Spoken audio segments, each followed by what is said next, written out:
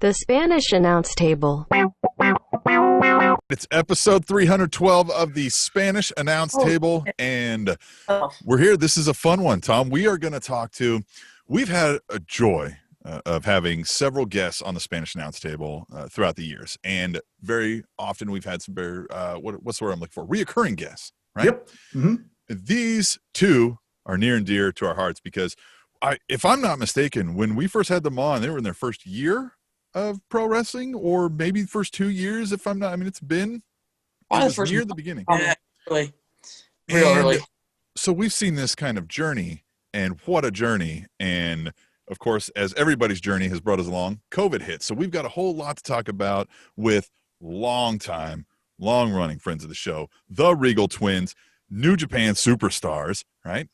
Tom, why don't you give them a better billing than I've even given them here? I tell you what, I am not kidding you when I tell you this is the best emerging tag team in pro wrestling. As the independent circuit, this is the best tag team as far as offensive moves, selling, storytelling. You can't spell twin without W-I-N. They got the gimmick. They got everything. And I tell you what, we'll get into all that in just a second. But let's back up. As Tim, you mentioned, 2020 has been a crazy year. So, guys, where we're going to start off with you is – what's it been like for an independent pro wrestler in 2020? Describe what this crazy journey has been like so far.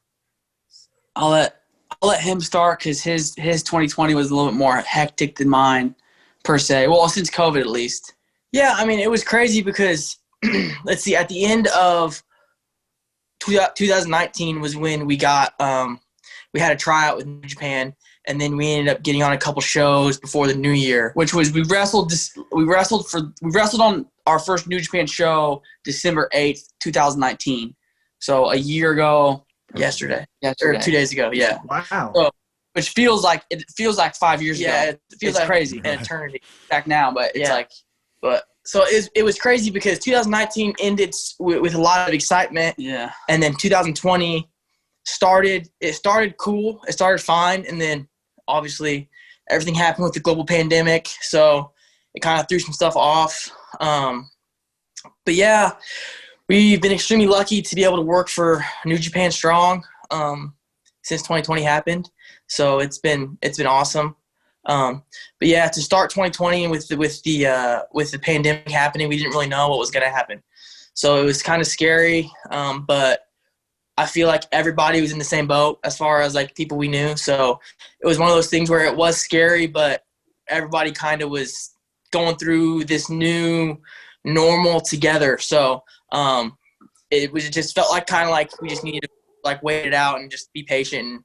And that's kind of what we did, and it's worked out for us. So what do you guys do as a tag team? Because I imagine it's different as a singles competitor to kind of stay up on your game. Is this during that time period where you guys just watching tape of, teams that you're influenced by, or were you guys saying, you know what, we're going to try some conceptual different moves in our head? Like, what do you guys do to stay sharp when you can't get in the ring? That's a good question. Honestly, just watch as much wrestling as, at least me, just watch as much wrestling as I can. Even like I like bounce back between watching stuff I want to watch for my personal self moving forward. Then I want to, like, there's sometimes when I just want to watch like stuff that I watched when I was a kid just to watch it and just shut my mind off. So like whether it's between those two, I'm usually just always watching wrestling. Yeah, to be honest, he watches a lot more wrestling than I do. So he's always sending me stuff. Like, he's always the one that's sending me ideas. We should do this. We should do that. Because I go through phases where I get really obsessed with it and I want to watch it all the time. And then I go through other phases where I kind of, especially in 2020 when like no wrestling was happening, it was kind of like, it was kind of like a sore subject where I was like, I didn't want to watch it because it just kind of brought back, not bad memories, obviously. It brought back great memories, but it brought back the feeling of like, man, I don't know if this is ever going to be normal like it was ever again. Definitely. So, definitely. But yeah, to answer your question, a lot of it too is just being around each other a lot, in the beginning of 2020, I got stuck in England. My fiance's English, so I was over there visiting her and her family, and I was only supposed to be there for 2 weeks, and I ended up being there for like 5 months. So it was weird. Yeah, so it was, and that was right when COVID happened, and like my flight home got canceled, and there was a bunch of unknowns, and like obviously work and everything here stopped, and there was no wrestling. So, yeah, I know when I'd be able to get back to England. So I kind of stayed there and hung out there for a little bit. So we were away from each other for a long time, but we talk every day, we text every day, we FaceTime every day. We don't live together now, so we are separate. As close as we are. As far as twins goes, bro, he's ruining the gimmick, right? He's just ruining. No, I mean, I feel like it's a good gimmick. We don't live together. A lot of people think that we're like attached to the hip, and we're not, which I feel like honestly helps us in the wrestling ring because when we are out there, we're like kind of firing all cylinders as far as like we know this is what we are, but at the same time we can shut it off and be like we can live our own lives, and like wrestling isn't the thing that's like making us be close. You know what I mean? Right. Yeah. You don't have to check with him for what you're going to order at McDonald's when you're swinging through the. Yeah. Like a lot of people ask us, like, "Oh, do you guys like live together? Do you guys do this and do that?" And we don't. And I feel like people kind of think that we are attached to the hip and we're not, which I think, like he said, might ruin the gimmick. But I feel like it helps us as far as like getting our mental space ready. For sure. Just make sure they buy a T-shirt before you tell them, right? Before you tell them we don't live together, when you're giving them the T-shirt and you're taking the money, and then you say, thanks.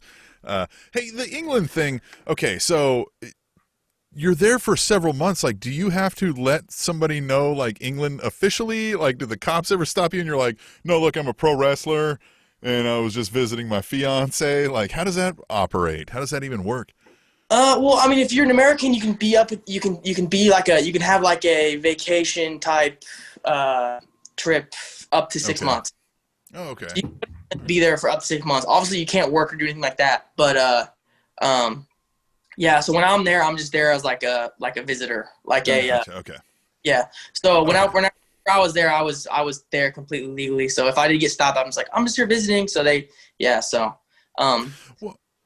So then I guess, okay, so to COVID hits, and I mean, you guys you're independent contractors, right? As we've kind of discussed this pro wrestling world, your job is inherently not socially distanced. The people paying your salary, be the fans, are inherently not socially distanced. So I'm sure you have to be in moments of just near panic going, what are we going to do? And I mean, I think you said that, but then, so what do you do? I mean, do you instantly start calling folks like, hey, are you running shows, or what are we going to do? Like, I mean, you don't have to tell me how much money you got in the bank. So, but I mean, like, is there panic mode setting in ever at some point, or? I don't know how it is for a lot of other guys, but we have other ways that we make income outside of wrestling. So right.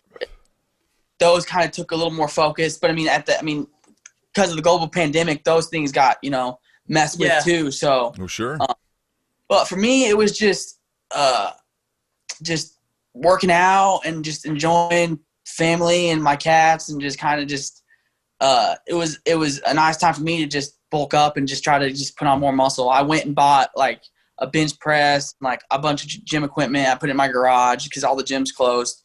So it was pretty much just sitting at home working out. Just ride it out. I do think that a good thing about this whole thing, like a positive, that I feel like it's given not only us but a lot of some of our other friends in the business like time to not only like get in better shape but also like get healthy. You know what I mean? Mm-hmm. Yeah.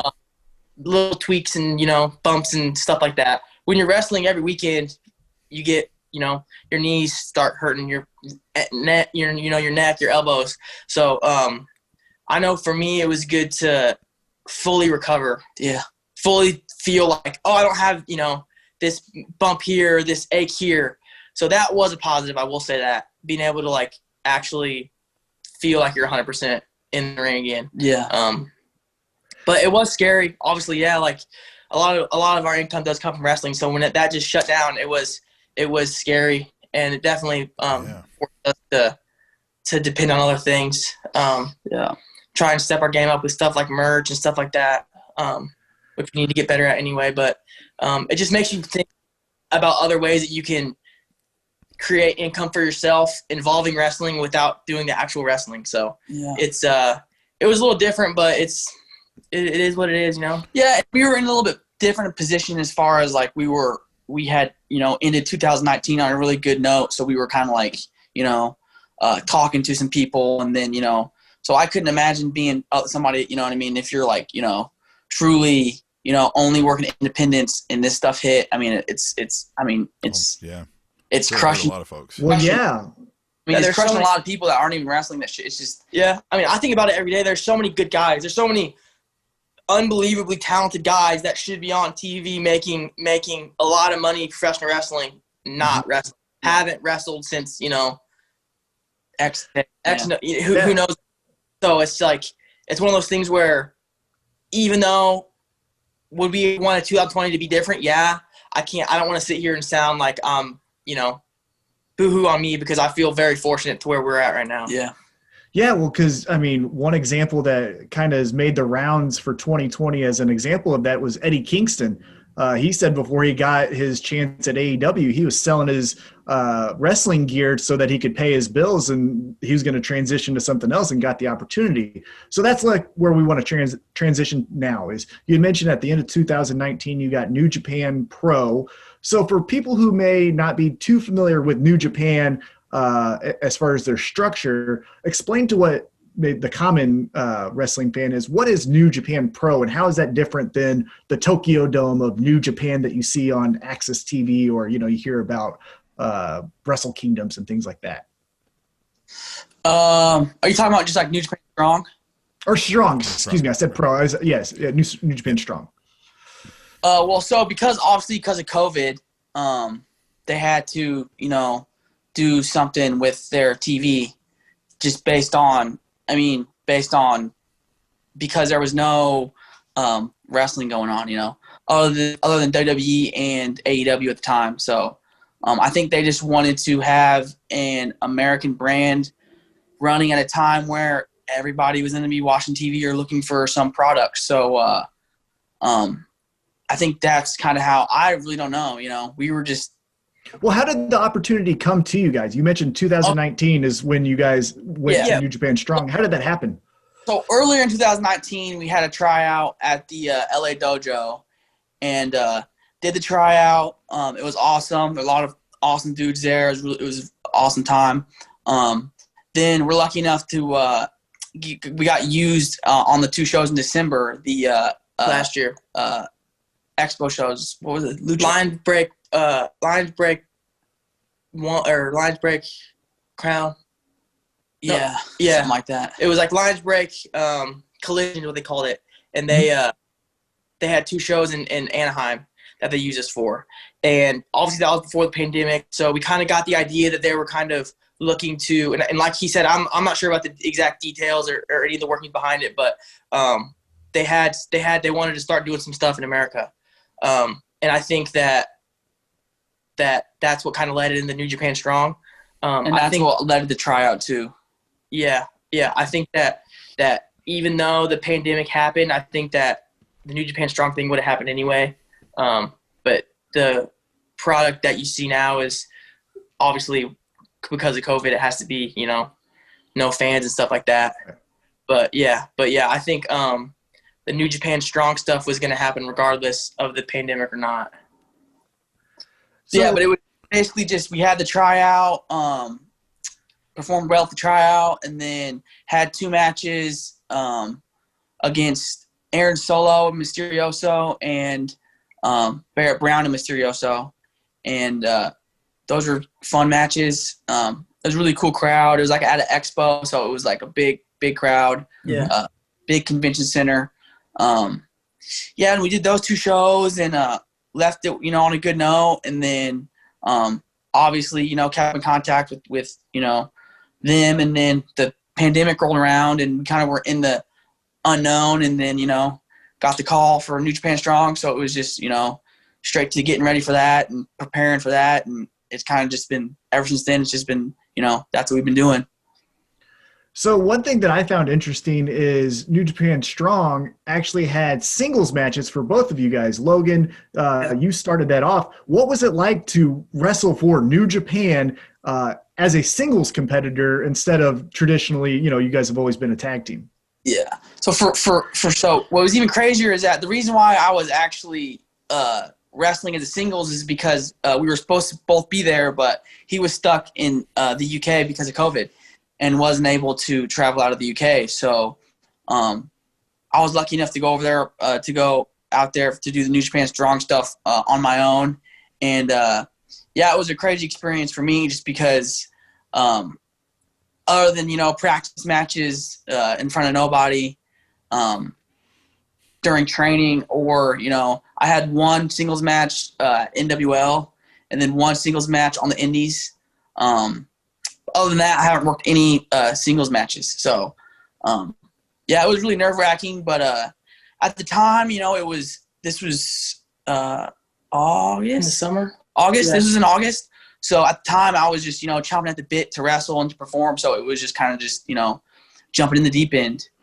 But it was in those moments when you're – well, in a match when you're wrestling there, right? You say it's singles match. You haven't wrestled, but 3 or 4, right? Total. Are you ever in that moment? You're like, okay, I got to look for the hot tag, and you're like, shit.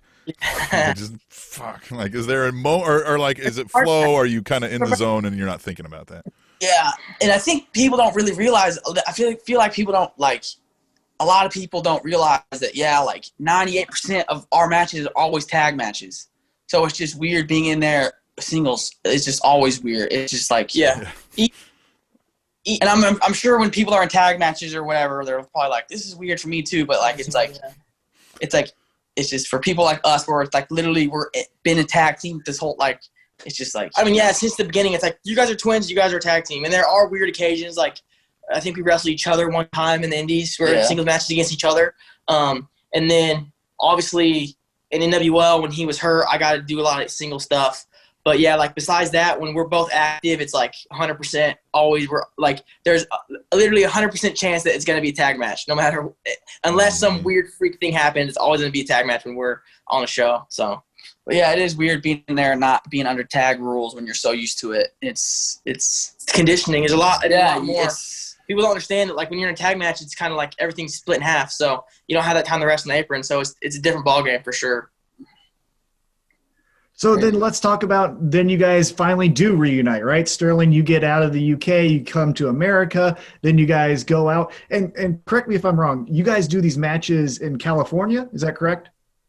So when you guys are flying out to California to do the New Japan match, are you guys like, finally, like this is what we've been waiting for. This is the opportunity to like get exposure because, one of the coolest things that I saw for you guys is you guys after a win or even after some of your matches, you guys get to do that backstage promo that's so synonymous with New Japan. Like, what was that like? What was wrestling together in New Japan? Talk to us about that experience. It was kind of crazy because the first time I got to do the New Japan stuff, I flew directly from England to California. So I really had time to. So that was the first time you guys saw each other since. Yeah. Wow. Yeah. So it was straight to business, and so it was really cool. Obviously, so like we hadn't seen each other in a long time, so it was cool. It was really good to see him, and then on top of that, we were like wrestling for New Japan, so that was also really exciting. Yeah. But yeah, man, it's just been really fun, and like you said, just like the promo at the end of after the match, like that's so synonymous with New Japan, like stuff like that. It's just awesome, and when you're in the moment, you're not really thinking about that. You're just thinking about doing your best. But it's definitely been one of those things where I've tried to enjoy the moment more. Just I don't know if it's because I'm getting older or what, but or maybe because of the pandemic and you kind of can think about things more. But like during this whole thing, I've kind of tried to slow down and like really enjoy and really soak everything up. And it's something that I didn't really do at the beginning of my career. And now I'm trying to do that more. So it's like it's just really cool and just exciting.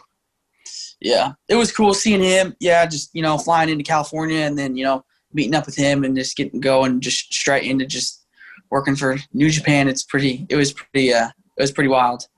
But yeah, back to the interview settings after you come back after your match. That's something that you said is like, New Japan's, that's one of their things, but that's something that you don't really see American style do. American TV like that. New Japan is kind of, they gear it to be kind of more like a sport. So the fans kind of view it that way too. So it's for us, it's I love it, and it feels more like a post game interview. Yeah, I think it suits us. It suits us better. It's more of our style, more of our speed. It's people ask like, why are you so out of breath? I'm like, because we literally just got out of the ring. Yeah. Oh, so is that how it works? Like, is it literally like 1, 2, 3, whatever, and then you're just walking into this area? Yeah. Wow, that's cool. Just sweat, just all. Yeah, so you don't have any time to think about anything. You're just post match. So you get it's that's fun. I enjoy it. I like it. I think it puts off a very cool kind of image to the crowd that like a lot of the time we're beat up, we're sweaty, we're out of breath, and it's like I think that's really cool, and it shows like the sport aspect to what we're doing. Yeah, which we love. Yeah. Tim, did you have anything? Yeah. Well, I just this is so fun. Like we're 7 years deep. You guys have come all the way, from wrestling shows around the local area to now here we're talking about your jet setting from England to California, right? Your limousine riding, jet flying, all that. What do you guys, are you making moves? Are you looking forward to anything next, or are you guys just like, hey, this is COVID, let's just do our best here? Like what's in the plan for the Riegel Twins? I will tell a cool story. So on my flight from England, California, obviously it's an international flight, so the plane's huge, and there was probably all the global pandemics going on. So there's not many Americans flying back from England to California. And so I was like one of 5 people on the huge. Wow. Nice. Felt like I had like a private plane, so I did feel like Ric Flair. Like you're Ric Flair, yeah. Yeah, I was like, this must be what Flair felt like. But no, I think we have a lot to look forward to, Yeah, I think for us it's just more, more stuff with New Japan. I think, with the global pandemic and seeing how everything is, I think our next goal is just to get over to Japan. But it's New Japan over there. What teams are you looking forward to working with? Oh man, so many. I mean, at this point, it's hard to even think about because of the pandemic. Right. Yeah. True. But so when that's first like your first match back, right? Like COVID's hit, everybody's scared, pandemic, people are barely doing shows. It's your first time back in the ring. Are you doing your pre-match ritual? Are you bathing in hand sanitizer? Are you like are you taking any extra precaution? Like how does that work? Like were you super scared or anything like that? Well, luckily New Japan's super professional, so we're all tested and bubbled up before we even get everything's protocol to the T and everything's super safe. So right, all those thoughts are out by the time we actually get to wrestle, all those thoughts about that kind of stuff's out the window, which is great. Yeah, so it's all good there. But yeah, I mean, it was nerve wracking as far as I haven't wrestled for 6 months, 5 months, and getting right back in the ring in a New Japan in ring. That was it was just one of those moments where you have to kind of sit there and be like, this is it's time to put up or shut up, and right. this is what you want to do, and if you want to swim with the sharks, and you gotta swim with the sharks. So it's just kind of like you don't really have, brother. Right. Yeah, you don't really have time to be scared. You just kind of have to go. And I feel like me and Logan have always been two type of guys that when the lights are on, we'll always be ready. And no matter what, no matter if we're, have been wrestling full time for X amount of days, or if we haven't wrestled for 6 months, like we're always going to do our best, and we're always going to be gamers. So. Well, we obviously want to be respectful of your time, so we won't take up too much of it, but let's get some plugs in. When's the next time we can see you guys in action? Do you guys have anything upcoming that we should be looking out for?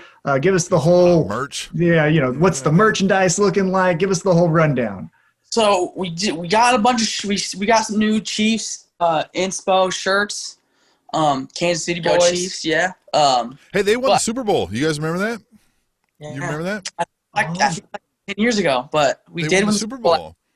Yep. Yeah, that happened. That's the thing. That feels like so long ago. But we got some cool Riegel Twins / Chief shirts that we got dropped. So if you want one of those, let us know. Hit us up on our social media. Hit us up on Instagram. We'll ship them anywhere in the world, worldwide. But as far as our matches, what is that? What's the handles for that? The Instagram, Twitter, and all that. Twitter is just the Riegel Twins. Riegel spelled Riegel. Twin spelled TWIN. Folks are gonna have to rewind the podcast. Some of the listeners. Some listeners are quick. Some not so quick, but we love them all. Yeah. No, people just love to spell our names wrong. That's all it is. Yes. Right. But yeah, as far as matches go, New Japan Strong every single Friday. We got a tag match coming out on Friday. DKC, Clark Connors. This will be the third tag match in a series of matches we've had with them. So we've been feuding with them pretty well.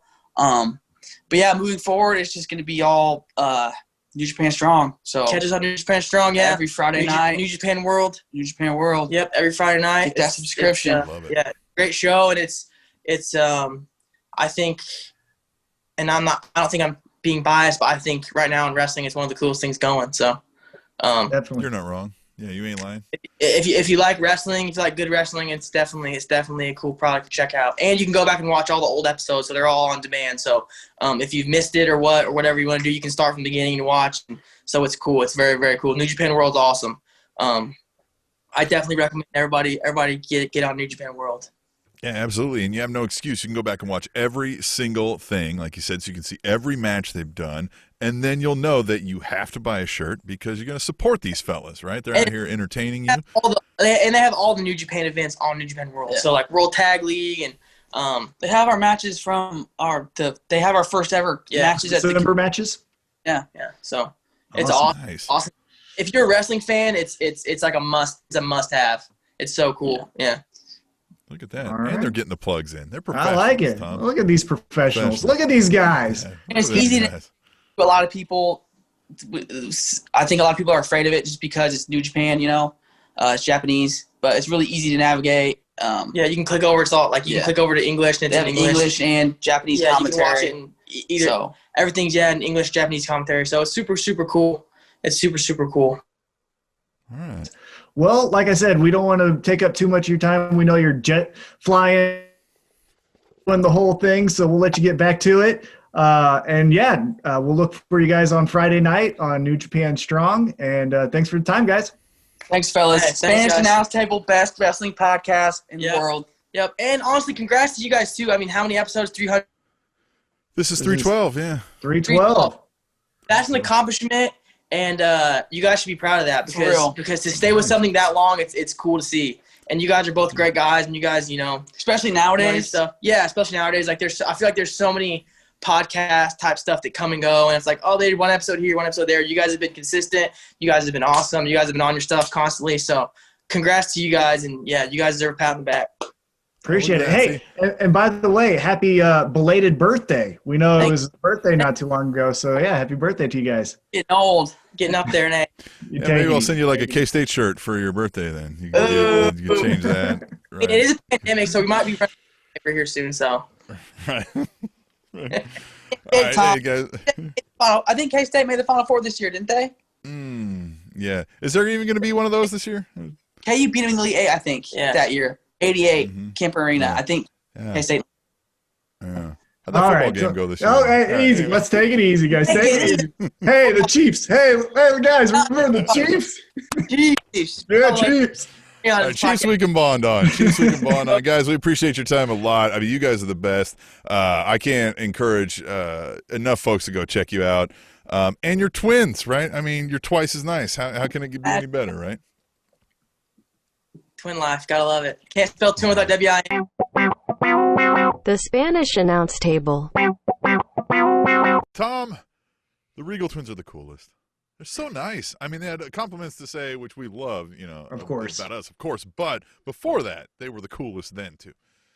And one thing that's really awesome, and maybe we can do this once we have some extra time on our hands. But the journey that they have taken from wrestling school to wrestling, the first couple matches in their career to now New Japan Pro Wrestling, New Japan Strong, that's pretty incredible. So maybe we can do some type of montage or something here in the near future for chronicling their progress and development in pro wrestling. But great guys, awesome to talk to.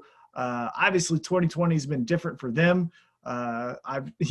They don't live together anymore, and now for a short period of time, they weren't even in the same country. So I can only imagine what the stress was like that. Yeah.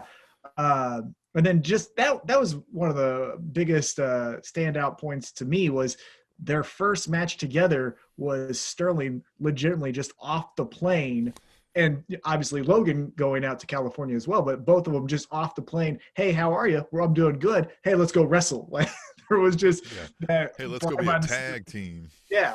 Let's jump in the deep end and fly by the seat of our pants. That's commendable, I think. So credit to them. And again, as they mentioned, check them out Friday nights, New Japan Strong, not New Japan Pro, as I said, because I am a doofus.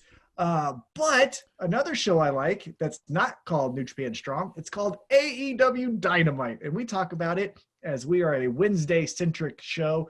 AEW is the hottest thing going, I think. Dynamite is killing it each and every week. We're coming off of Winter is Coming.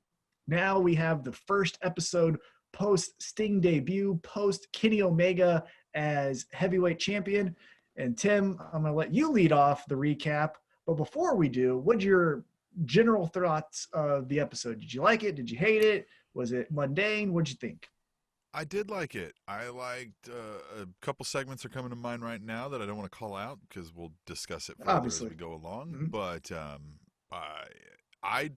as I think back now that you asked this direct question, nothing sticks out as like, you know what, I didn't like that.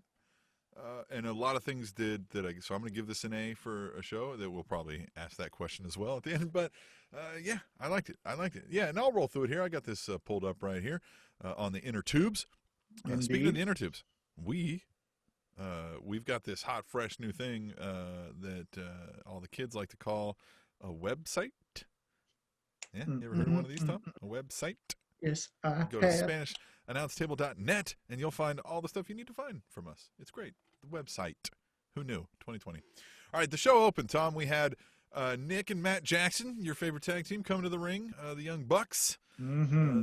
The young 40-year-old Bucks coming to the – I don't know how old they are. Come for a match with TH2, the Hybrid 2.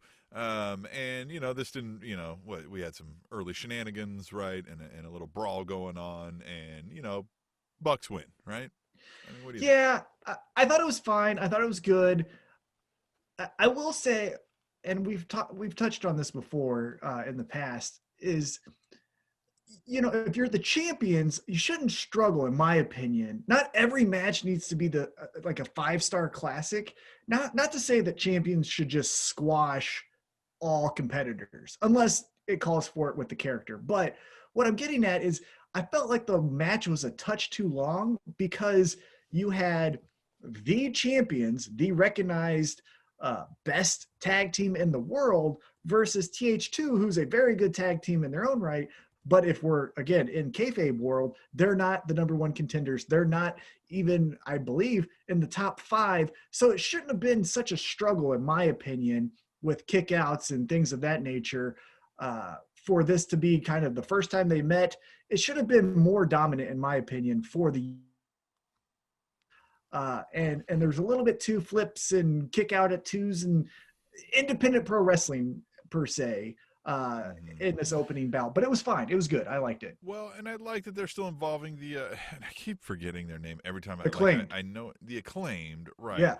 I like that they're involving them again too, right? Because that's again, it helps build them in something that, like, we know they're not going to take down the Young Bucks and win the title, but because of that, they can get close and make this team look really good via the Young Bucks. And if the Young Bucks are going to do that and help build teams, I mean, that's a positive thing that I think we can enjoy about the Young Bucks as well. So I like the storyline telling that they're doing in that regard, right? The kind of long-term, here's another team mix.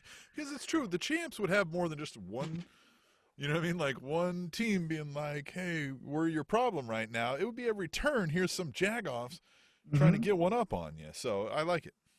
And I also like the inclusion in this feud or storyline that we're going into that SCU is there as well. Because one thing that does get a little bit aggravating as pro wrestling logic goes is, well, I have a feud with this team, and so I automatically get a match.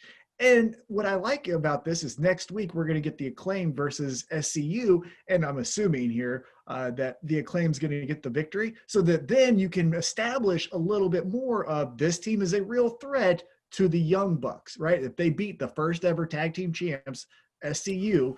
Now, I believe it's Christopher Daniels, not Scorpio Sky, but still, if the Acclaim can beat SCU, right, if the Acclaim can beat them, then in 2 weeks or next pay-per-view or whatever it is, then I can buy into, okay, they might have the Young Bucks number, or they might get a close near fall.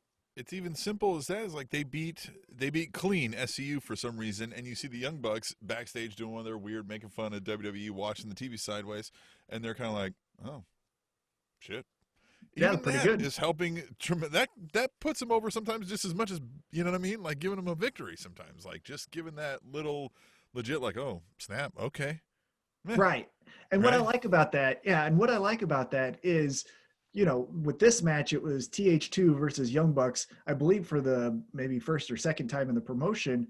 And yeah, it was just too many kick out at twos for the champs and non-number one contenders. So if the Acclaim can beat SCU, and then if the Acclaim, hell, if they turn on TH2 and beat them, you know, and get some victories, now we don't just jump into a match with the Young Bucks, which has been WWE's kind of mode of, hey, we looked at each other backstage, now it's a championship match. Like, no, we got to build this team.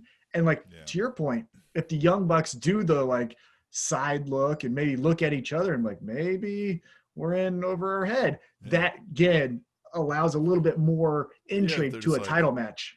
Couple extra bench presses tonight. Like, all right. You know what I mean? More like super kicks.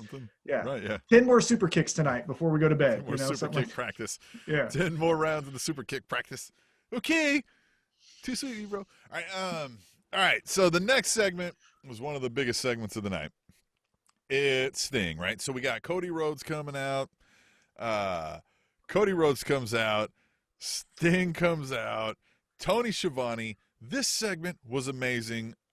I don't think there was a flaw in it. Let's kick off. What'd you think? Sting's turning heel.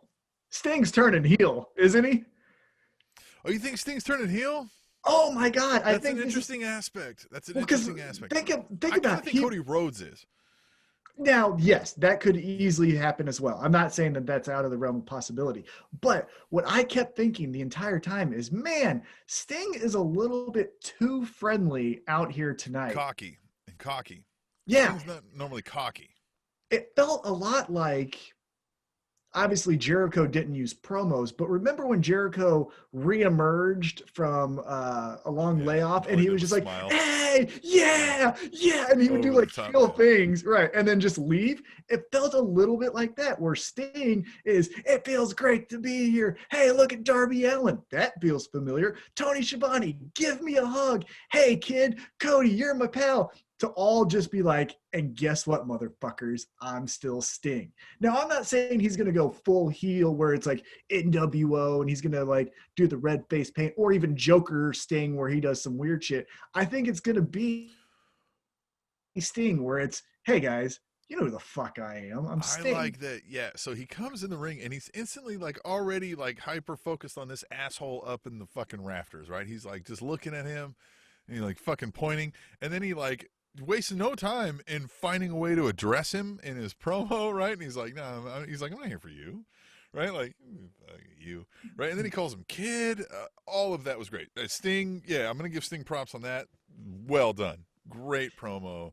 Great little subtleties, like we've highlighted in AEW very well. I even like Cody Rhodes being like, this motherfucker. Right, yeah. He knows how to fucking run this shit. Like, yeah, I'm the fucking man here, okay? This is my WCW. You're coming to my fucking promotion. Yeah. Tension was hot. Yeah, I liked it a lot. There was a lot. Again, one of the best attributes to early AEW storytelling is subtlety. We got this in Kenny Omega, Hangman Adam Page, and we're getting it early on with Sting and Cody. So I definitely am a big fan of how they're telling the story. And Tony Schiavone. All right, if Tony Schiavone, okay, so we called prior to this in Spanish Announce Table episodes past, we called Arn Anderson Pro Wrestling's dad, right? Like, right? You're like, if you're late, Arn Anderson's going to be mad. He's going to be making you do squat thrusts, right? What is Tony Schiavone? Everyone's favorite uncle. Everyone's favorite uncle, but not the creepy one, molester one. Like he's just so awesome. He's the nerdy. He's your nerdy uncle that everyone likes. So there is that badass uncle, right? The one that comes in the Harley, or that comes in, smoking cigarettes, has a new girlfriend for this holiday, that kind of stuff. There's always that uncle, right? But then there's the other uncle who you're not necessarily like going to tell other friends about, but he's not the cool guy in the room. Right. But he's the youth pastor, or he's the insurance salesman. Two of my uncles. I'm not sure. Yeah, exactly.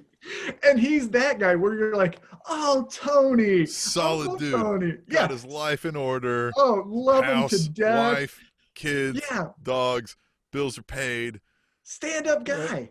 Stand-up guy. Everything about him is awesome. Always encouraging you. Wants to know, like, remembers things about you, like checking in on you, like, hey, how's the basketball going? You're like, yeah, I fucking knows how to play basketball. You know what I mean? Like, look at this guy. He is that uncle where he's just so wholesome, and you just like your heart warms because you're like, it's gonna be some dorky conversation, but I'm gonna love it. Let's talk about Game of Thrones or whatever the fuck you want to talk about, Uncle Tony. Perfect guy. Yeah, he's your uncle. He's your favorite uncle that you don't necessarily tell all your friends about. Yeah, and I even like Arn Anderson's thing where he was just like, he's kind of like his thing. He's like, look, all right, whatever. You look like you're here for a reason. Yeah. I'm paraphrasing, like, all right, so I'm out, right? Yeah. But I even like, it was like, for now, I'm out. Like, he's kind of like, he's still kind of like, I got my fucking eye on you. Mm-hmm. I liked all that. All of this segment was great. This was an A+ segment. And I also liked Darby Allin had his own, I don't know if they're interviews or vignettes or whatever, but it was a psychiatrist segment, and they were doing the best thing he's done. Yeah, and they were doing the what do you see kind of things, or what's your opinion, and they showed Sting, and he just giggles. I like that. Pretty good. But this was the best. Like, this was the best Darby. Like you said, we've normally just seen him like throwing his body around and doing random stuff, which I guess on us older folks, we've seen Jackass, so you fail, right? If that's what your goal is, right? Like, we've been there, done that. So we weren't buying into that. But this, if he's kind of nuts, then show me that. Like, don't just show me he's, you know what I mean? Like, he's the Jackass guy just trying to fucking do a cool wheelie into a kick flip. Like, that's not cool. But if you're nuts, if you're crazy, and I'm seeing the psychiatrist tell you that. I'm seeing your boss at work having struggles with you. You know what I mean? I'm seeing you lose relationships. Way better story. Yeah. I like, again, subtlety. And that was what this segment was. And, again, Darby Allin's vignette as well. So very, very high on all the things going ahead with Sting, Cody, Darby, and also Team Taz. Remember, post-promo, Team Taz got in there and like, hey, you fucking assholes, don't forget about us. We'll still kick your ass. Hook was there. Ricky Starks got some promo time. And Taz just seemed like a disgruntled, just almost, you know what it felt like? Is it still felt like he had those insecurities of WCW's up here and we're ECW. You know, we're the tough assholes that can kick your ass, but we're not the, marquee name. And I like that. That's a good story to get behind. This does feel like it's legit. Like, Taz is a guy from Brooklyn or wherever, you know what I mean, that's got his brother and his cousin and his neighbor and his son with him, right? And they're disgruntled, they're angry, and they're at the point they're like, you know what, you're not going to give it to us. We're going to take it. And we're going to take it by kicking in your window. And we're going to tie you up if necessary. We're going to take your keys, and we're going to take that Porsche, and we're going to go fucking sell it. You know what I mean? They look like this. Hook? Looked like that. It looked like if I was standing there right now, that's the guy I'd be worried about, that like at any moment, this guy's going to come lunge at my throat with a knife. Right? Yeah, because he has to prove to his dad. He has to prove to his dad that he's tough, Yeah. I liked this. I like this segment a lot. Team Taz we've enjoyed, but this one was really good for that reason, right? Again, it just felt like the unity behind it all. Like there's a unified message now behind this Team Taz. That's what had been a little bit missing for me, right? Like a purpose. And this feels more that like because you guys aren't fucking listening, right? Like we're kicking in the door. That's what's happening. And I feel like, again, they can tap into that. You always thought you're better than me, didn't you? Because I was from ECW and you were from Ted Turner's WCW. You were on this channel 20 years ago. You know how long I had to fight to get here? Your dad used to say about us, right? Even if that's not true. All that stuff. Well, I'm talking about the Sting and Taz dynamic. You were already here. Well, now it's my time. So get out of the way, old timer. Me and my killers are going to take over. Yeah. So there's some. There's some. Say you weren't good then. Taz could say what I was saying. He was like, "You weren't good then, just like you're not good now. All you did was paint your face and hide up in the rafters like that other dork is doing." You know what I mean? Like you could just call it out, man. Just do it. Yes. All right. So we'll move on. We got the FTR versus the Varsity Blondes, which is Brian Pillman Jr. and the Griff Garrison. Great, right? Neither of those two guys were going to do anything on a singles run. We do have a bloated tag team division, but I feel like Varsity Blondes goes better and will get them better notice than just Brian Pillman Jr. and Griff Garrison. So FTR, is how I feel about them in general, and it's kind of how I felt about the whole setup of all of this, I guess. So, so this was more my speed. This is the dominant tag team beats up the new tag team or the lesser ranked tag team.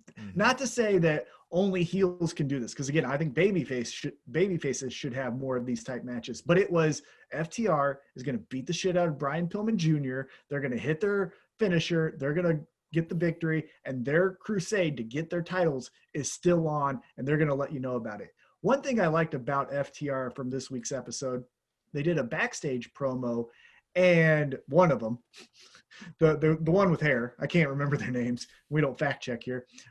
He said, "Hey, we lost because I tried to beat the Young Bucks at their own game. That was my fault. I take the fall for this loss and us losing the titles." And then Tully Blanchard says, No. I wasn't ringside. That means we were not whole. When we're whole, no one can beat us. No one can beat us. And that's, again, another unified message of, oh, no. The reason you beat us is because we didn't have our manager guiding us. I wouldn't have made the top rope mistake if Tully yells in my ear, "Keep it mat based," and that might make sense, right? Like a coach would definitely help you. Well, he also unified his team. He's like, "Hey, don't take the blame. Nobody's going to point the finger. Nobody's going to think," right? Like, and got him on the same page. Yeah, that was well done promo. Yep. Yeah. So it showed that they're still a top contender by taking out Varsity Blues, or what are they called? Varsity Blondes. Varsity Blues. Yeah, Varsity Blondes. Varsity Blues. Who cares? And they took them out with ease, and that's what they should have done. And then again, they had their message of, when we're whole, we're the best team in this world. So I like that. Except, Varsity Blondes fits Griff Garrison really well. Brian Pillman Jr., he looks so much like he should be showing up in a 83 Camaro T-tops, with like cigarettes, you know what I mean? Like a cigarette behind his ear. And he looks like Jamie Noble's best friend. Remember Jamie Noble? Yes, so like a gimmick like that for Brian Pillman Jr., I feel like is just begging to be had. He looks like that. It looks like he should be at any county fair that you go to. Yeah, right? He should be walking out with a corn dog every single time. Yes, he should have a big stuffed bear. Right? Every time he comes out, it's a different some kind of carnival shit. Carnival thing. That's what if you go to any county fair, you're going to see that guy. This is not hyperbole and a sarcasm joke. Go to any county fair in the United States of America. Go to it, and you will see a guy that looks eerily similar to Brian Pillman Jr. Oh, Tim, I have 5 years of footage of me and my friend going to Santa Calagon of just recording guys with mullets. That's what we did for fun. Yeah, I have plenty of footage to back that claim up. So Varsity Blondes may not take over the wrestling world, but hey, again, they're better together than they are separate for right now. Yeah. Dustin Rhodes taking on 10 of the Dark Order. Now, the Dark Order earlier, interesting little thing, right? Adam Page needs a partner. Dark Order's like, hey, that's guy, and he's like, yeah, I don't like that he was so quick to do it, right? I don't like this. I don't like the Dark Order being the Dark Order, but being comical like this, right? They should never. The Dark Order should never be like what we're saying here is they're like, Adam Page, you need a partner. It's us. He's finally like, all right, whatever. And they're like, yeah, like the Dark Order wouldn't be fucking super happy. They would just be like, you know what I mean? Like the Dark Order is supposed to be dark, mysterious, slow, if you will, right? So none of it fits. So where they then go is they try to do this with Dustin Rhodes, and that's a better fit. That's where you go. You know what I mean? Like this whole Adam Page thing should never have happened. And if you're going after somebody, you go after a guy like this, Dustin Rhodes, who's doing nothing else and could actually, he's a guy that should be leading a Dark Order, if you ask me. You know what I mean? Like, I don't know. Yes, it would miss on the Adam Page Dark Order thing. I don't like that. If the Dark Order is going to become a comedy group, then let's be that. But so here's my thoughts. I wasn't a fan of Hangman still trying to get recruited by the Dark Order, not because I don't think that that's an interesting story. It's because we just saw this 2 months ago with Colt Cabana. And side note, Colt Cabana, fucking pick something, pal. You can't always be dumbfounded when the Dark Order for the last 9 weeks does the dastardly thing and you go like, what are we doing? What since like, COVID began. Yeah, like you're either a fucking idiot or you're in on it and just be in on it, right? The only thing that I like potentially about this storyline is while the Dark Order does all of this stuff, the comedy things, the flexing, the Hangman, you look great here, look at us in our cowboy hats and all that stuff, is it could be one of those things where it's like, when Dad's away, we play, but then when Brody Lee comes back, all you motherfuckers have hell to pay because this isn't the Dark Order that I wanted to happen. This is not my vision. That's what I'm hoping for, is that the Dark Order gets so offshoot with their comedy stuff. And then because we haven't seen him, Brody Lee has been MIA. When Brody Lee comes in, it is, we're fucking taking over. And then you do see that dark cloud, the Dark Order, come back. That's my hope. I don't mind what if I it liked just about the goes away.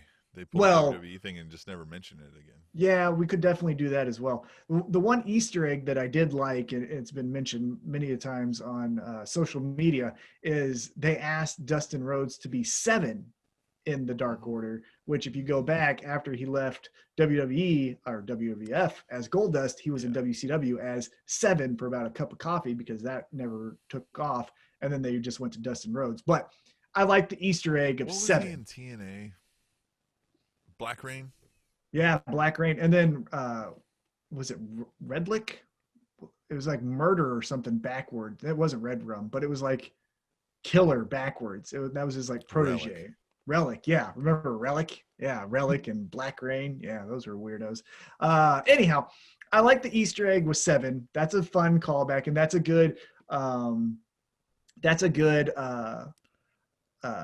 kudos to a wrestling fan who's in the know. But yeah, I either want Dark Order to go away or I want Brody Lee to come back and say, this shit is fucking stupid. We're going to do a reset and I'm going to take over. One of the two. But what they're doing now is just, I'm not into it. Yeah.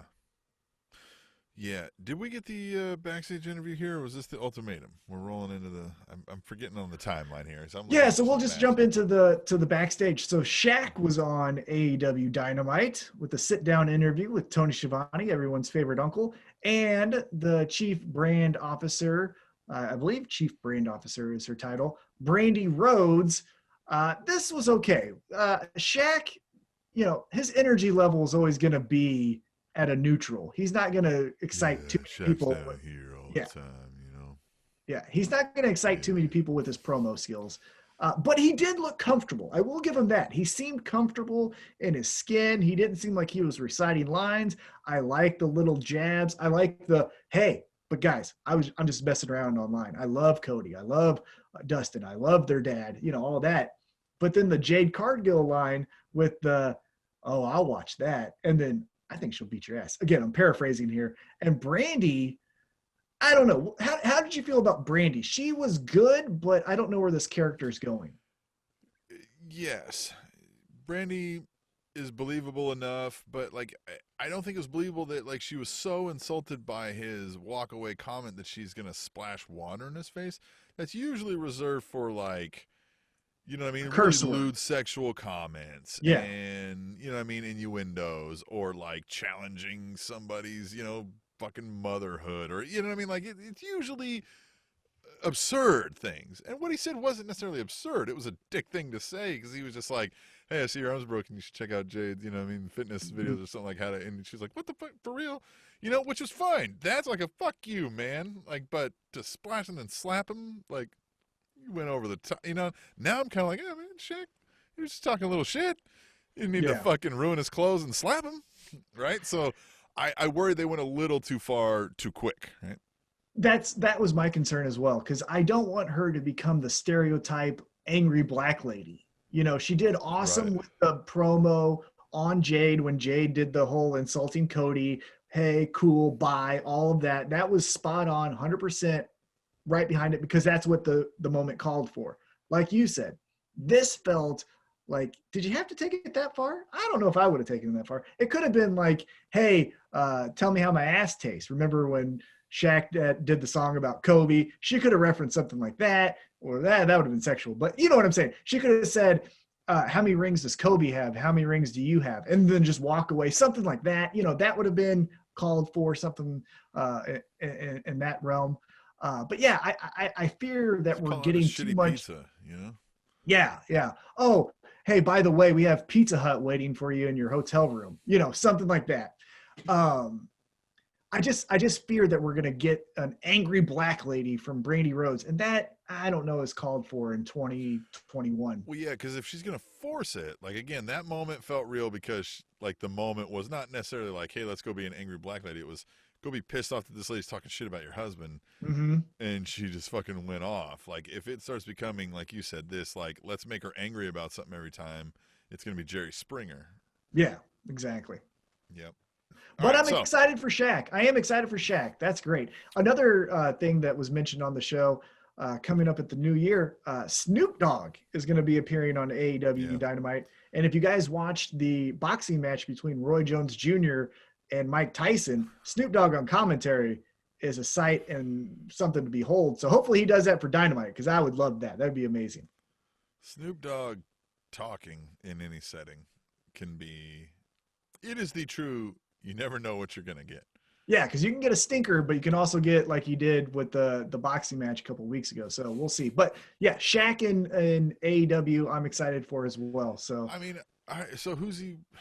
Is he going to wrestle Cody? I mean, like, no, I honestly think he's just going to be the shit stirrer between Jade Cargill and Brandy Rhodes, where he just makes little comments online that hopefully goes viral. Their big event, he'll be in her corner. They'll do all the media. Right. Yeah, all that stuff. And then after that, we saw Nyla Rose attack Red Velvet, and then that brought out Big Swole and Serena Deeb, which then brought out the women's tag team that won the tournament a couple of weeks ago, or a few months ago now. So that was good to see more women involved. I like that. That was kudos to them again. Women's roster. Yeah. All right. The Inner Circles, put up or shut up time. Chris Jericho calls them all out and says, hey, we're either disbanding or we're all on the same page. For whatever reason, Santana's not there. You know what I mean? He plays it off by saying he's just so angry he didn't show up to work. I don't know what the real reason was. We don't. That couldn't be it. I like it. No, that's a good reason. Yeah, I like it. Reason. Mm-hmm. And I like this segment. I think it went off great. I loved all of it. I liked the whole, like, I like at first they're like, all right, cool, everything done saying, and then Hager's like, nah, why is this guy fucking staring at me, right? And then he's like, what? Yeah, that was so great. And then they stopped that, and then just like MJF takes back over, and he's like, hey, Max, you're ruining it. Like, just like how Jericho kind of had control of everything, and then they all, you know what I mean? Just I loved all of this segment. Ortiz calling out Sammy saying, hey, you're better than him and you know it, which is the MJF tagline. And MJF just like, and that popped the folks, though. That popped everybody there. Like, I don't know if they had real crowd or if it was just wrestlers, but like, because that was slick. That was a nice put down. Like, shake his hand. You're better than him, and you know it. It was like, ooh. And I love how MJF's like, oh, okay, all right, well, fine, whatever, right? Like, yeah, let's fucking do this. Yeah, he just had to eat it. He's like, fine. You want that one-liner? Yep. You get it. And then the handshake between Sammy and MJF, and Sammy says, I will quit this group if one more thing happens. And then he says it to MJF, as you expect, right? I will quit if anything happens. Mm-hmm. But then he gets right in the face of Jericho and says, I will quit if anything happens. Maybe we get the babyface run from Sammy. Evolution style. MJF seemed kind of pleased, right? When he said that, he was like, yeah, I think MJF's going to make something happen, We'll see what happens, but it was a good segment, not overdone, not overproduced, but it tied up some loose ends that we don't have to do anymore, like Hager and Wardlow staring each other down. So I thought it was a really well done segment. All right, so then we had the Lucha Bros and Lance Archer versus Eddie Kingston, the Butcher, and the Blade. So here we go again. Lance Archer on the face side. Mm-hmm. Man, what'd you think of this? I mean, this is a lot of aggressive talent in the ring. Yeah, it was. This was ugly in the best possible way. Hard-hitting folks. And Pentagon gets taken out early, goes through a table, so that gives a disadvantage number. That makes why Lance Archer and Rey Fenix lose makes sense. I like that Butcher and the Blade and Eddie gets the win.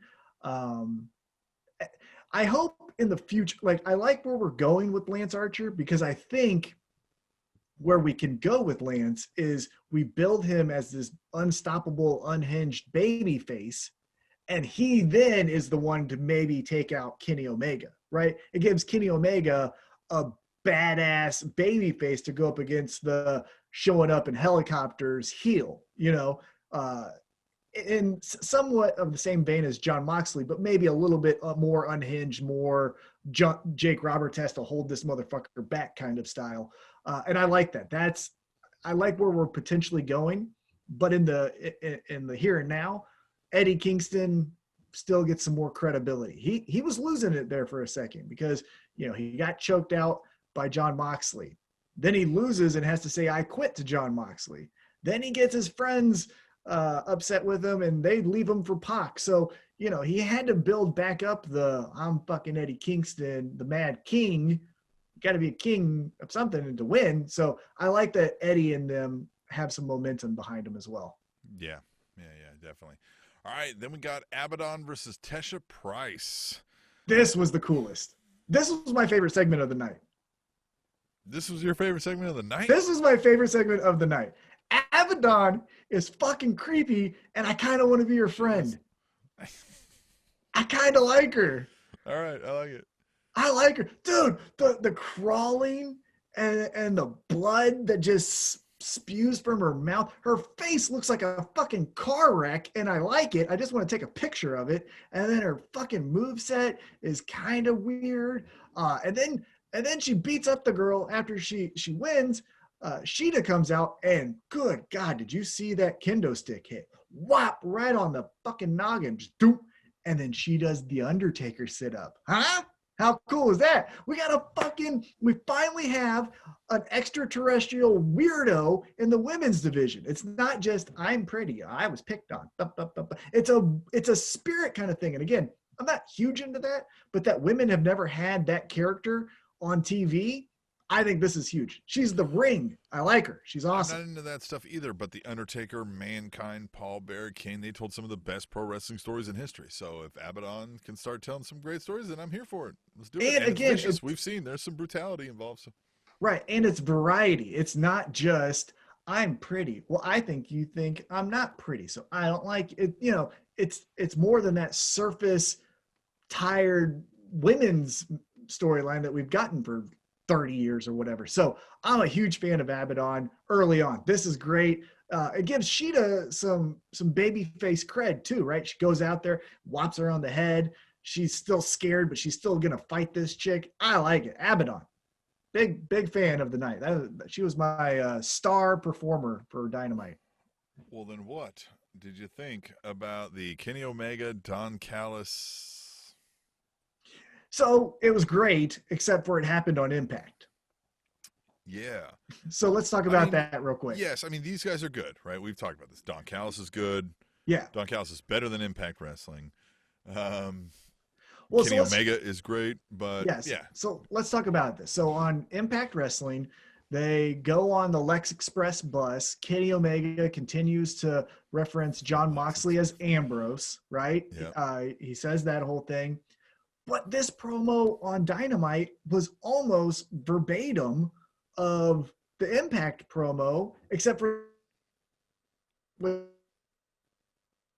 but you promised on Impact a major announcement, and the only major announcement I got is he said the bang line. I bid you adieu, bang. Yeah, there was no announcement. It was just there was nothing. We had this planned. Well, yeah, of course, I understood that you didn't think of it in the fucking moment.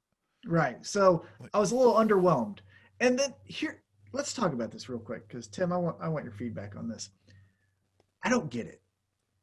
Can we talk about that? I'm positive and patient.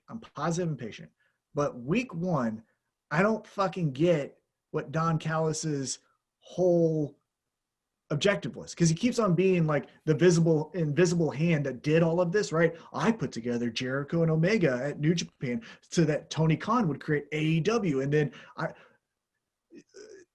what? I'm still confused. Your plan was that someone else would create a company and then you would just take their title? That's a kind of low bar goal. I don't know what they're doing. Like, what's the goal? Well, and you didn't even take the title. Like, the guy still works for.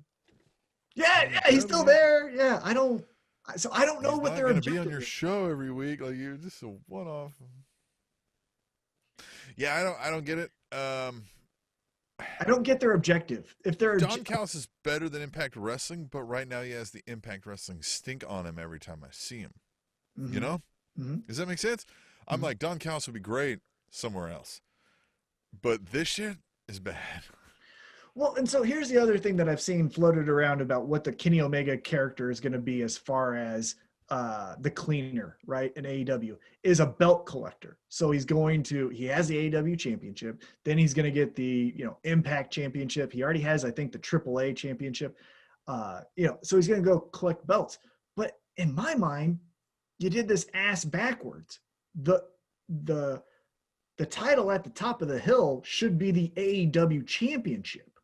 It shouldn't be the first fucking, infinity ring or whatever it's called, infinity diamond. It should be the last one that then unlocks all the fucking power.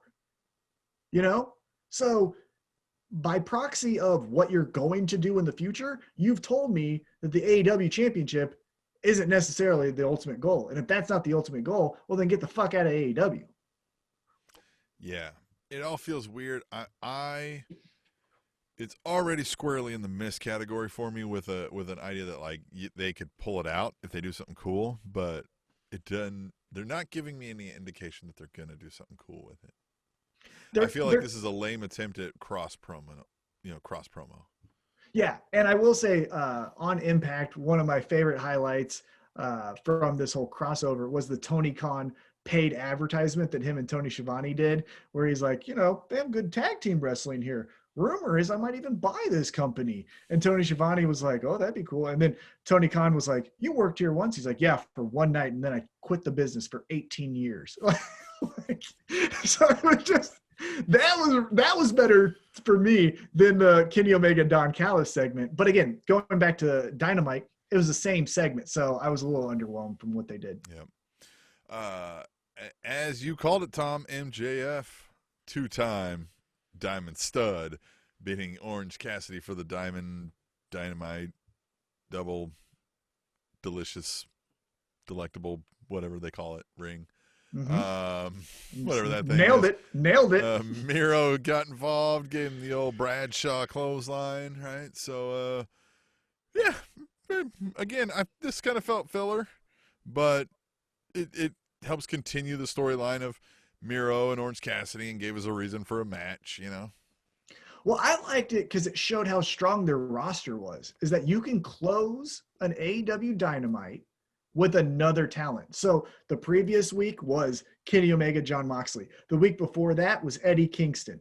Now this week we've got Miro. So, I mean, those are some big names that we're talking about here. And it doesn't always have to be, for example, and not necessarily to shit on him, Kenny but Omega. Well, yeah, in WWE, it's always Drew McIntyre or Roman Reigns. It's not always one guy. Mm-hmm. It shows how strong it is while still saying, here's our top stars. I didn't leave Dynamite saying, well, Miro's a top guy. But I did leave Dynamite saying, wow, Miro's a player. Like, he's involved in some of the ruckus here and it makes that I sense. like to watch. That storyline, we have a cliffhanger in, right? What's Orange Cassidy going to do? So that one should end the show where we want a cliffhanger, right? Yeah. Like the Inner Circle isn't a cliffhanger. They said, all right, we're in, right? Like that kind of stuff, right?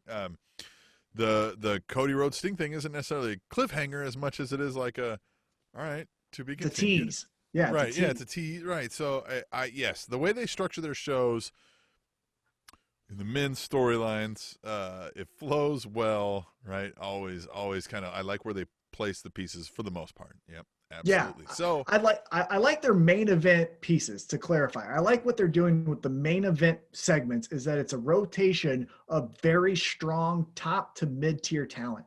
One thing that I will say though is surprise me a little bit. I'm not saying I need to to be catered to, but I know every week it's going to start off with some fast-paced tag team or singles action of flips and shits.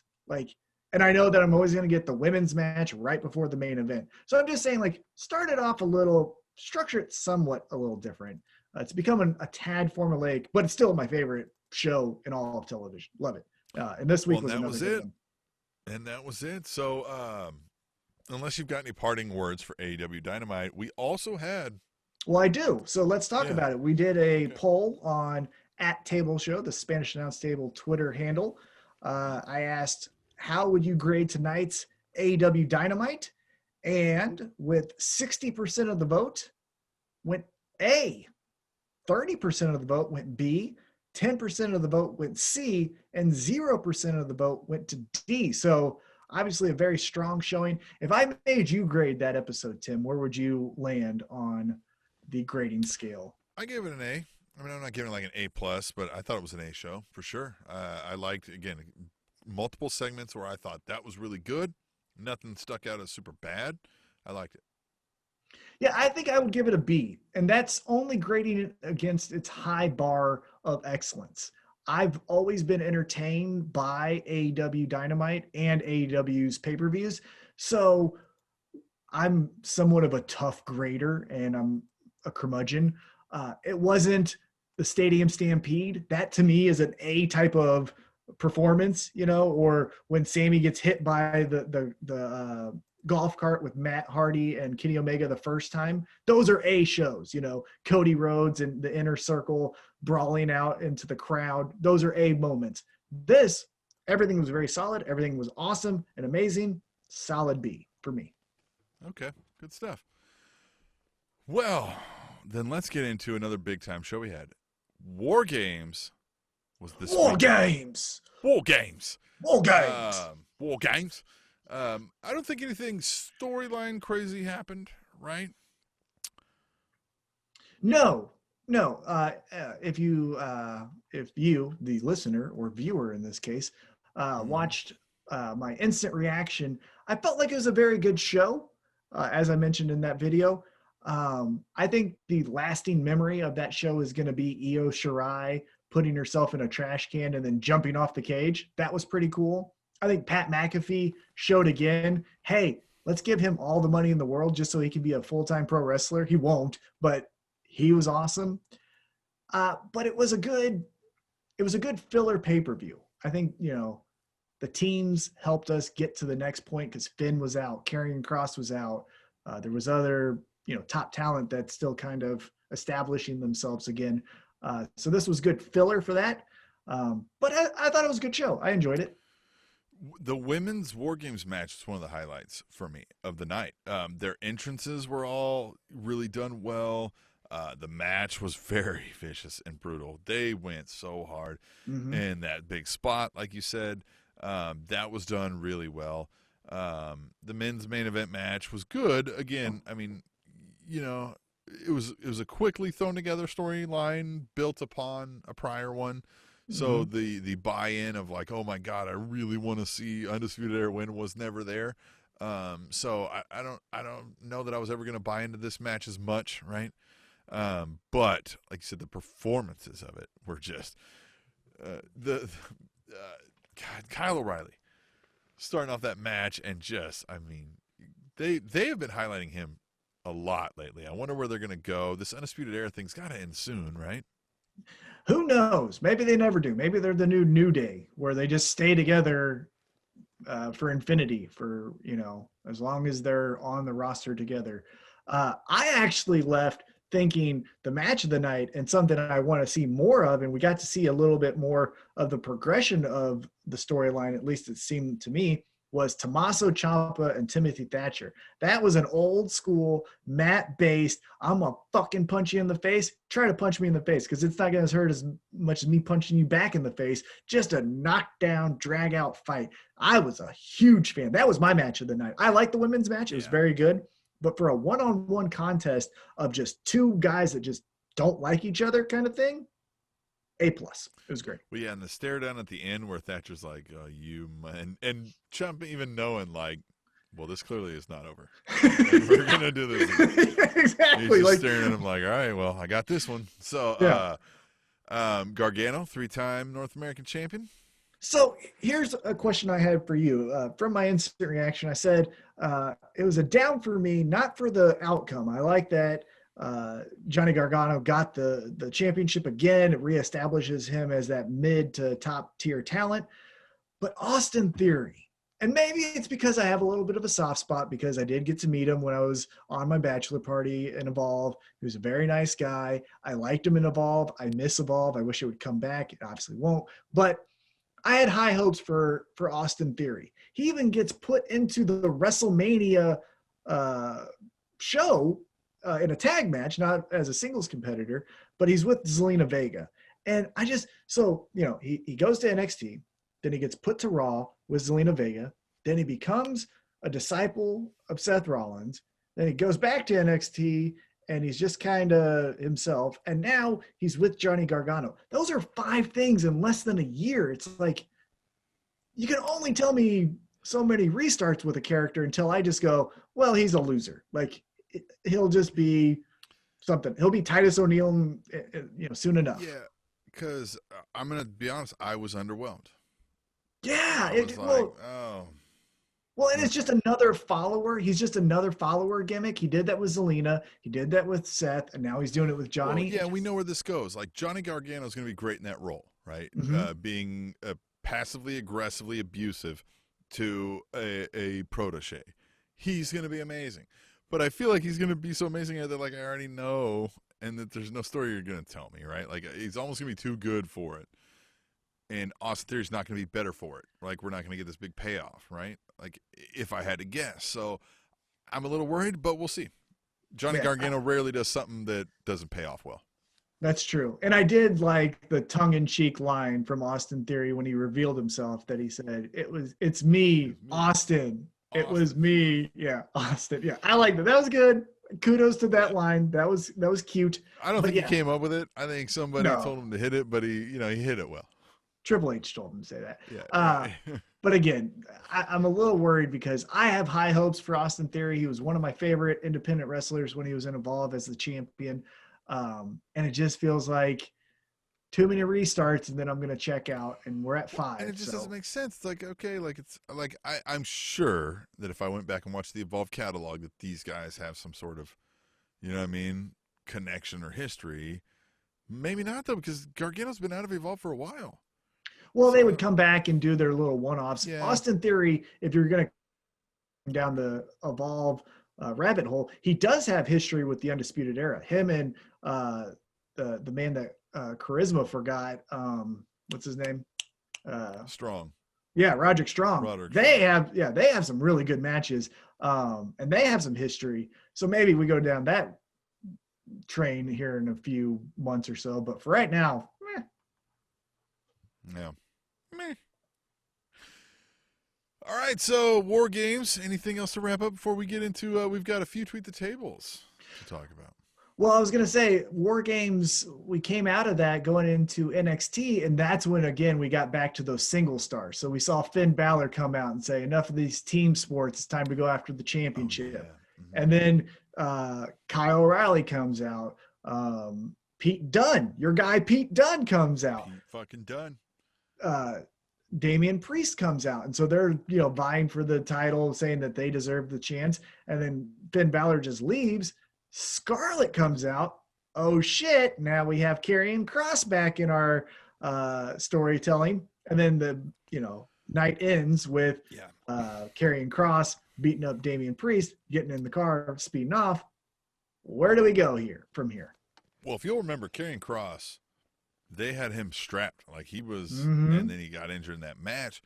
So much that they had Keith Lee do the double title thing just to immediately job it to Karrion Kross. Mm-hmm. So big things are going to come for him quickly. I mean, that's all I can think. I don't know exactly what story they're going to tell, but it'll be short order before he's vying, if not winning, the title. I'm interested, even though Finn Balor says he doesn't like to use the demon as a crutch, but if Karrion Kross and Scarlett get under his skin enough, and down the road, fingers crossed that a vaccine can get us all back into stadium seats or, live attendance, the Finn Balor as the demon versus Karrion Kross as the fucking devil, which that's what he is.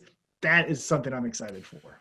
Well, yeah, and in NXT, they're going to be quicker to pull that trigger. Triple H is going to be quicker to pull that trigger, right? And they'll know how to package it, shoot it, market it better. Done better in NXT than the main roster, for sure. Oh, yeah. Yeah. 100%. Okay. NXT War Games. Hey, look, everything else in the wrestling world, I don't know. I didn't happened. Keep up with it as much. It happened. There were some things, but nothing really stuck out to me. Let's just get to what the fans think, right? We have asked, and we're going to ask again. Use hashtag tweet the table on Twitter. When you're watching wrestling, when you're thinking about wrestling, you got a funny thing to say about wrestling, whatever. Use hashtag tweet the table on Twitter. We're going to read some of them right here on the show right now. Like, we're going to do it right goddamn now.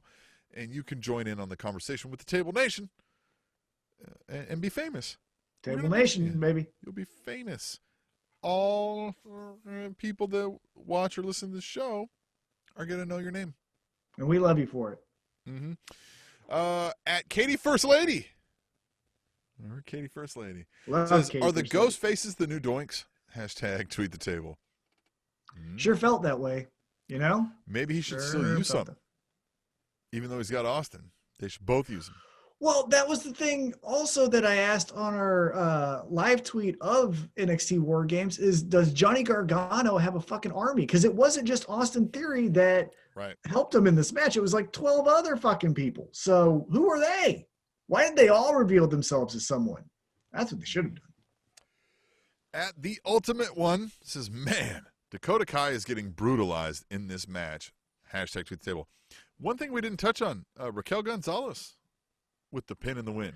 Yeah. And man, did she just take all of what's-her-ass's momentum and just take it for herself?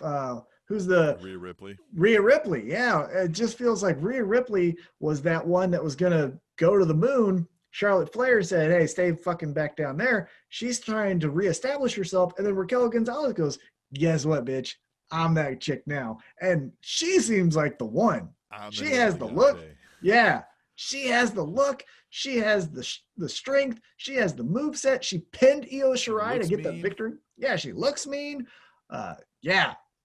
Raquel Gonzalez. Both I like War Games matches, they went with an unexpected person with the pin. Bobby Fish got the pin. Yeah. In the I like it. Good. He needs it. Interesting. No, it's cool. And it's a good match where you can do that too, right? Because everybody's just beat the fuck out of, right? Mm-hmm. So it's not like Bobby Fishpin, the world champ. You know, I mean, like nobody's, you know. But yeah, Raquel Gonzalez in that. But yeah, Dakota Kai, she could take a beating. Yeah, well, they all did. But yeah, she was the first one to start that taking the ass whippings. That's for sure. Mm-hmm. At Katie First Lady against this great back and forth in the strap match. I like that this has become Loomis's match. Hashtag tweet the table. I like that too. I think the Loomis character is very handicapped with the not saying anything really. You know what I mean? Like he says a few things, but like the drawing aspect is a good thing, right? More creepy interviews, but a type of match will help, right? Him being a weird strap guy could only help, I guess. I did like the move that he used where he took Cameron Grimes' legs and he essentially wrapped them together, and then he pulled out from underneath to where then his head hit the chair. That was a cool spot. I did like that. I agree with you, though. We need something with this guy. He's good. I like him. I get it. He's Dexter from Dexter. But something needs to happen. Yeah, it's just too much one note. I'm not necessarily too concerned about somebody beating him up if he's just staring into the distance and creeping them out. I'm like, okay, I get the guy's creeping you out, but I don't want you to beat his ass. And the flip side is reversed. It's like, hey, just stop staring at that guy. Right? Like, I don't want you to go fight him, but like, stop staring at him. You're being weird, right? So yeah, they've got to come up with something a little different. There's a tweak there. But I feel like this guy, right, the Sam Shaw, whatever, he's been honing this for a while, and it's gone through some evolution, so maybe we'll get there. Right? Maybe. We'll see. But I'm positive and patient. That's what I'll say about it. Yeah, for sure. Yeah, the mustache is a nice touch. It's creepy. Mm-hmm. At BDD4 says, this is the final one we got here, Tom, that I'm going to read here. Says, we got a whole bunch of them, but for time's sake, we had a big interview. At BDD4 says, while COVID has negatively affected a lot of things, I think it's actually helped Roman. The lack of excess crowd noise allows him to speak in a whisper tone, which helps his overall aura. Hashtag tweet the table. And that's a good point. Well, even during match, right? He does that shit talking that we can hear when he's telling Jey Uso, like, why don't you stay down? He would have to yell it. He would have to in a match. Yeah. And that would not same way. Roman is killing it the second half of the year with the subtleties. Again, subtleties is the theme, it seems like, for this week's episode. But those subtleties of just being an asshole. Although to end SmackDown, he beats the shit out of Kevin Owens. And then I guess just because Jay didn't do it good enough, beats the shit out of him too. Thought that was weird, but I like that. We'll see where that goes on tomorrow night's episode. But yeah, Roman Reigns whispering, that has definitely helped, because with the crowd, like you said, he would have to scream it, and that would come off as too, psychotic than measured and villainous. Pretty sure I'm naming this episode Subtleties of Being an Asshole. And, I like it. Yeah. I think that's where we leave it, right? We had a great interview with the Riegel Twins, some of the most solid dudes we've met in this pro wrestling industry. You knew them, I think, before even. Yeah, I've known them for about 10 years now. Solid dudes. Follow them. Check out their stuff. Watch New Japan Strong. Buy Friday some merch. Nights. Buy some of our merch while you're at it. SpanishAnnounceTable.net. All the links are available up there. Subscribe to the YouTube. Subscribe to the podcast. Follow us on the Twitter, the TikToks. We've been doing some fun TikToks lately. Just, give us money and do stuff for us, right? Like, please. Have fun and interact with us. That's what we want to say. Yes. Have fun and interact with us. Yes. Have fun, interact with us. And if you got some money.